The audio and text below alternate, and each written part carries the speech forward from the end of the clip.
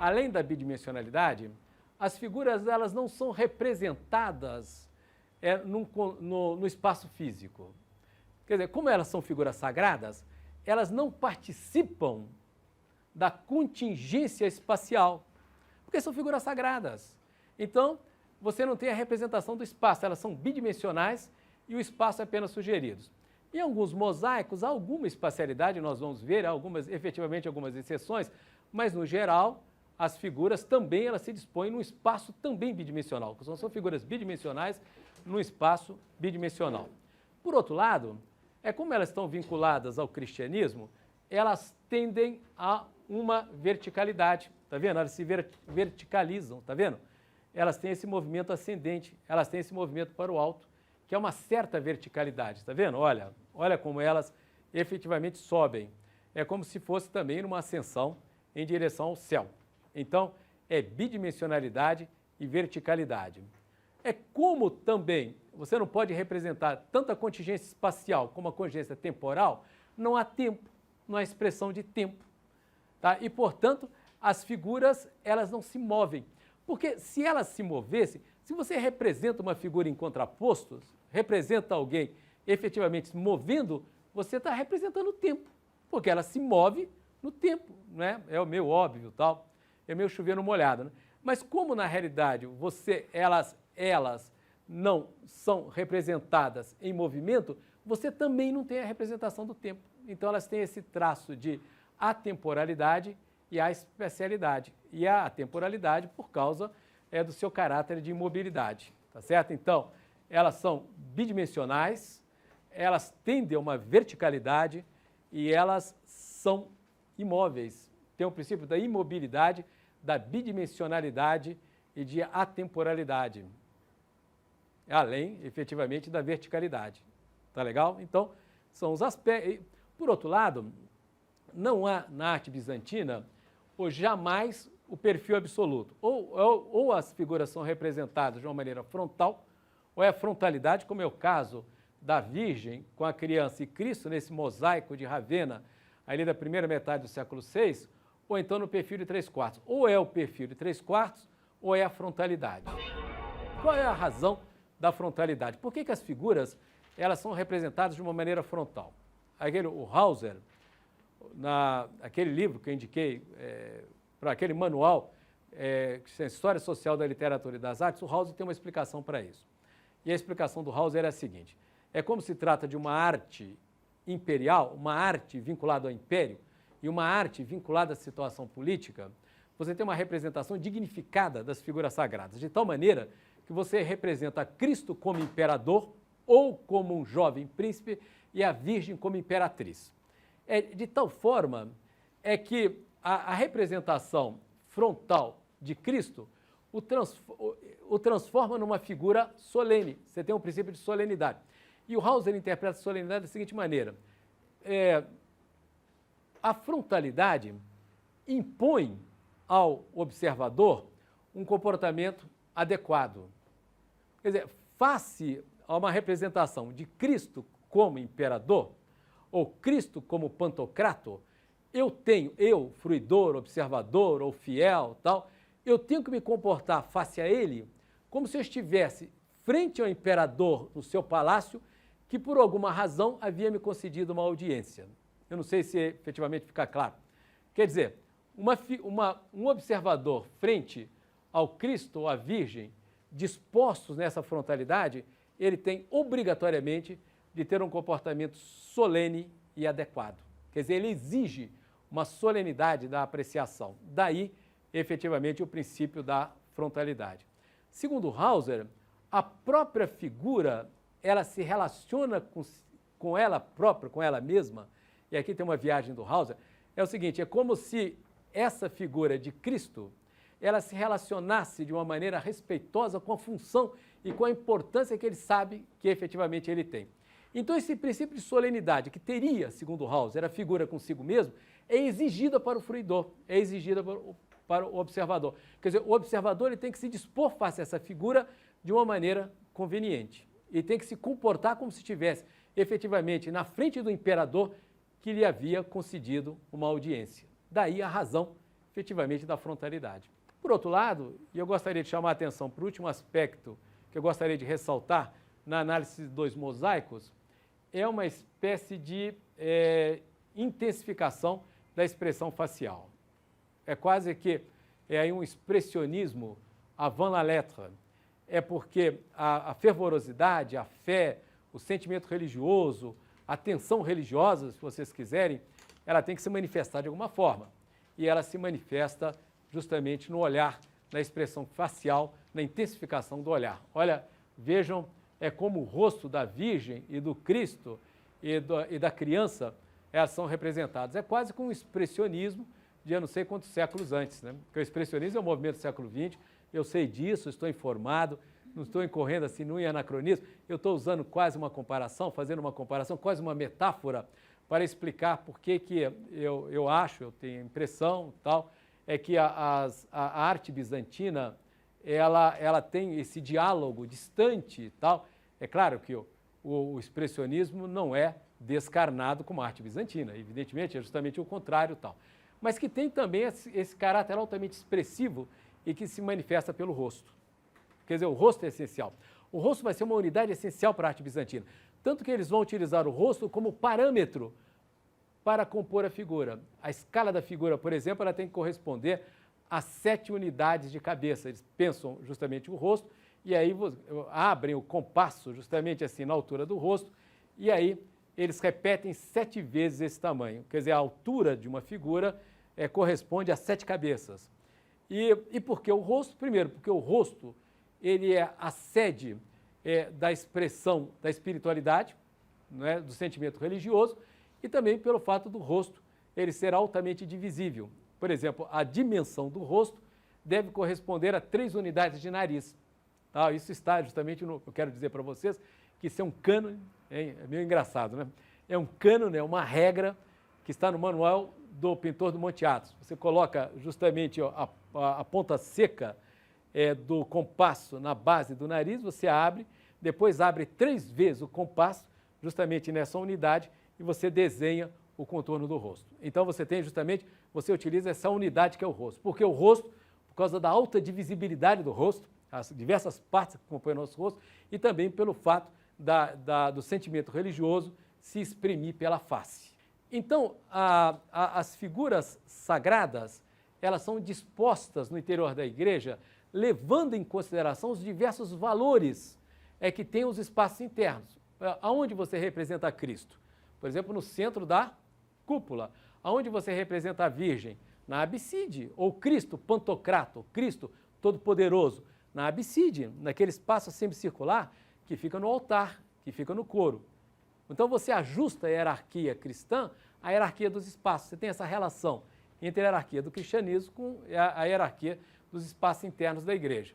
Bom, essa Santo Apolinário Novo, ela é linda, tal, ela é maravilhosa, toda decorada internamente. Veja como foi decorada a abside. É a abside, aquela nave central, se lembra? São as 3 naves, os baixos lados, a nave central, e aqui é o coro. O coro, o altar, é a abside, esse espaço semicircular. Lá em cima é a representação de Cristo Pantocrator. Aqui são símbolos dos 4 evangelistas, tá vendo? E aqui o bom pastor. E tem todo esse espaço aí, extremamente decorado, tal, requintado.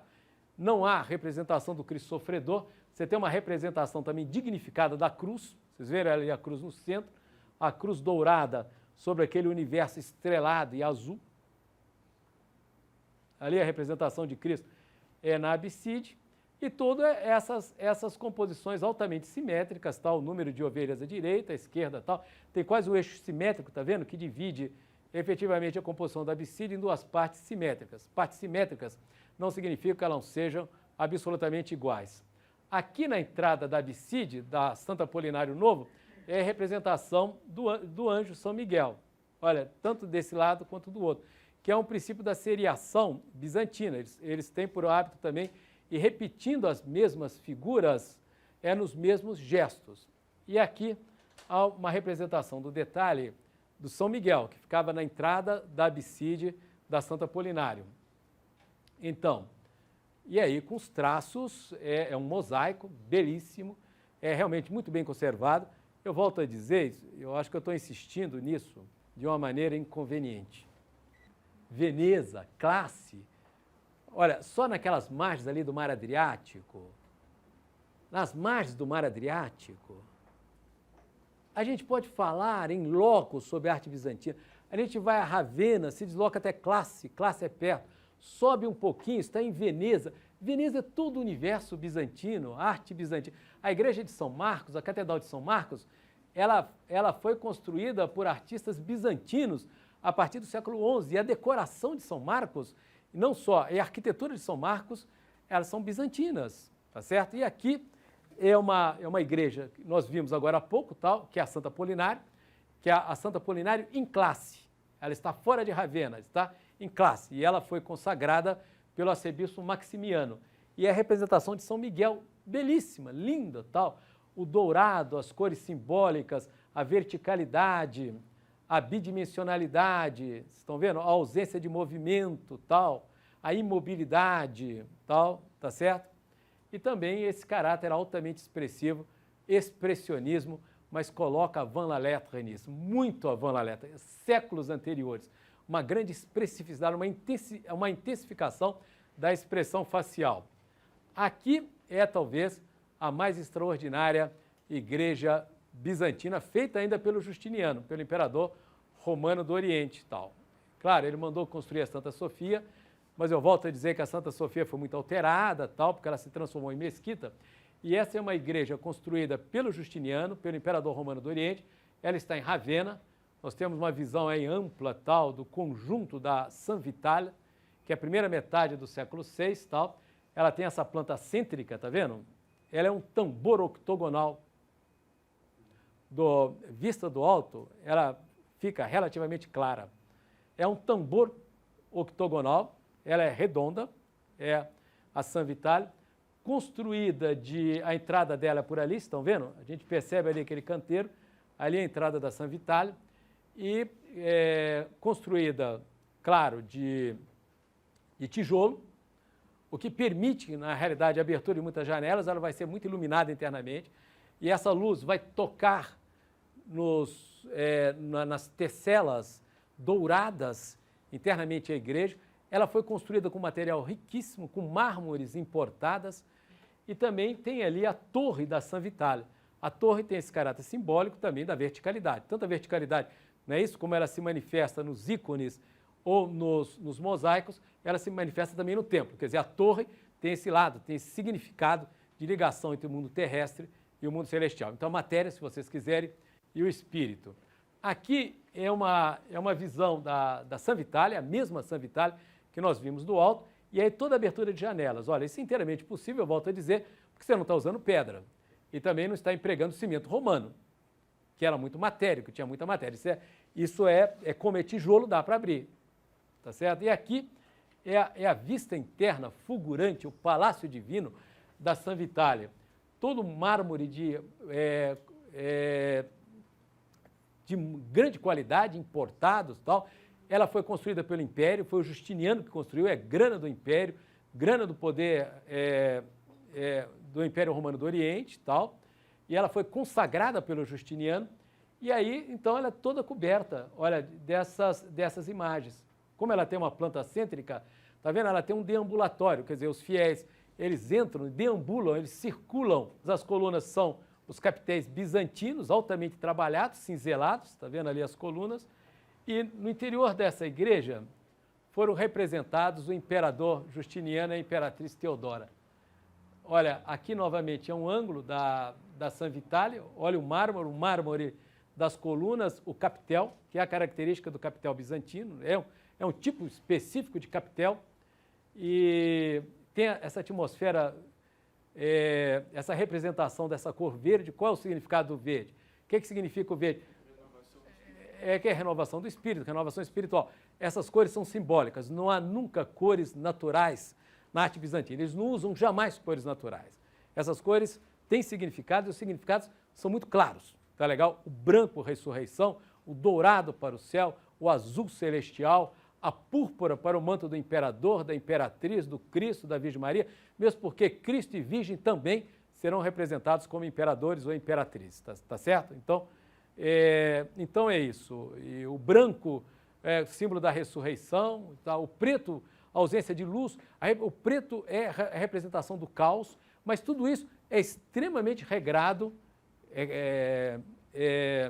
e fixado em manuais aos quais os artistas não podem transgredir, quer dizer, não há nenhuma possibilidade de transgressão dessas regras. Eu volto a dizer, é uma arte ligada a duas instituições poderosíssimas e vitoriosas. Quais instituições são essas? É a igreja, é o cristianismo romano e o Império Romano do Oriente.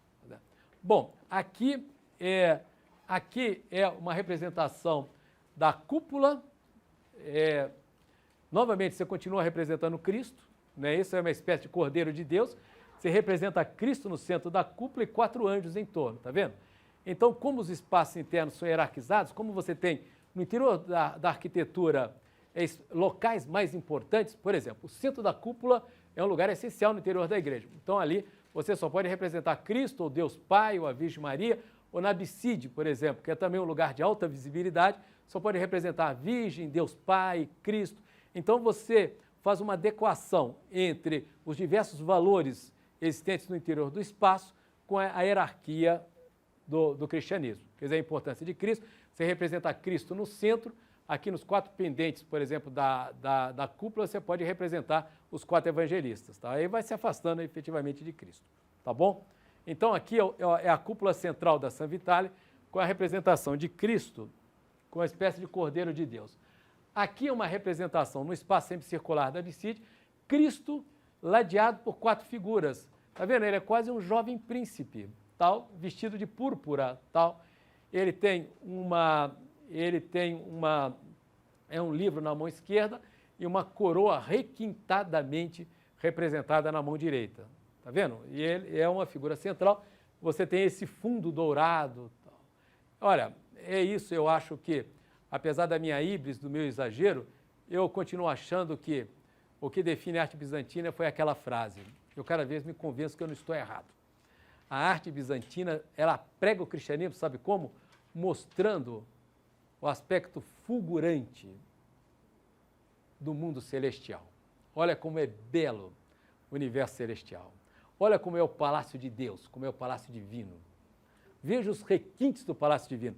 Veja a diferença do palácio divino com aquilo que se encontra presente no mundo profano.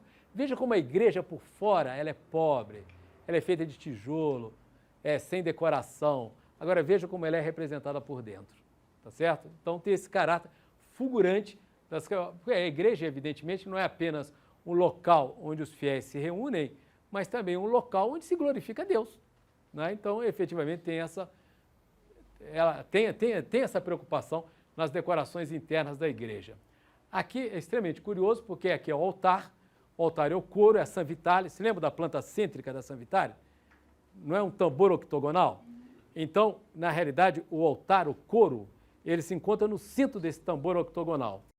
E aqui é a decoração do altar. É um mosaico da San Vitale, 540, na primeira metade do século VI, tal, que representa o imperador Justiniano e os seus funcionários civis, os seus soldados e as autoridades eclesiásticas. Sabe onde está o imperador Justiniano? É essa figura central. Aqui está o Justiniano, aqui a burocracia do Império Romano do Oriente, o Império Bizantino, aqui a representação dos soldados militares, ali as autoridades eclesiásticas. Aqui, ó, essa figura aqui central, tal, é o Maximianus, é o primeiro arcebispo de Ravenna, está escrito ali, ó, Maximianus, veja ali em cima, olha, escrito no mosaico, Maximianus, que é o primeiro arcebispo de Ravenna. Veja que o Justiniano, o imperador, está aureolado. Como é que você coloca uma auréola, você santifica o imperador? Justiniano aparece aureolado. Olha, as figuras são bidimensionais, princípio da bidimensionalidade, uma verticalidade, uma imobilidade. Por que imobilidade? Porque você não pode representar a contingência temporal e nem pode representar o espaço. De certa medida, porque nesse mosaico da San Vitale, de Ravenna, alguma espacialidade. Está vendo aquelas figuras lá? Você tem você tem uma espécie de perspectiva invertida, que as figuras em primeiro plano, elas são mais altas do que aquelas que ficam lá no segundo plano, tá vendo? Você tem efetivamente uma sobreposição de figuras. Mas, de qualquer maneira, as figuras, o espaço tende também à bidimensionalidade. No caso específico, o Justiniano está até pisando no pé de um cara ali, tá vendo? Olha ali, o pé direito do Justiniano, tá vendo? As figuras, elas estão tanto no espaço bidimensional, elas estão justamente no primeiro plano, que acaba acontecendo isso. E o que mais? A utilização da púrpura para o manto do Justiniano, para o manto do imperador, o branco para as autoridades eclesiásticas. É isso, as cores e, por outro lado, a tendência à verticalização. As figuras se verticalizam e essa intensificação da expressão facial, a intensificação do olhar, é legal? O rosto é essencial porque é por meio do rosto que a tensão espiritual, a fervorosidade e tal irão se manifestar, tá certo? Mas isso aqui é um dos lados do altar, é um dos mosaicos, e do outro lado é a representação da imperatriz, a Teodora, que também aparece aureolada, de púrpura, tá vendo? Ali a imperatriz, acompanhada do seu séquito, das suas damas de honra, suas damas de companhia, ou das figuras da corte do Império Bizantino. É a Teodora, que é a esposa do Justiniano. Na realidade, são duas paredes que estão no altar, que estão no coro, uma na frente da outra. Aqui você tem a representação, é um mosaico, como vocês perceberam, com fundo dourado. Aqui você tem a representação do imperador e o seu séquito, e aqui a representação da imperatriz e o seu séquito. Na realidade, as figuras, os cortesãos, as cortesãs da corte do Império Romano do Oriente. A cortina que abre, isso tinha um significado metafórico e tal, é a representação da revelação. Ele tem essa cor meio esverdeada, tal, cores brancas e o púrpura, que é reservado à figura do imperador. É um mosaico realmente lindo, a imperatriz está aureolada. Eu acho que tudo isso comprova essa relação estreita existente entre poder político e poder religioso. Aquela relação típica do cesaropapismo, quer dizer, o Império Romano do Oriente, não há separação entre o Estado e a religião, não está separação entre Estado e Igreja, tá certo? Tá legal? Só uma religião, que é o cristianismo.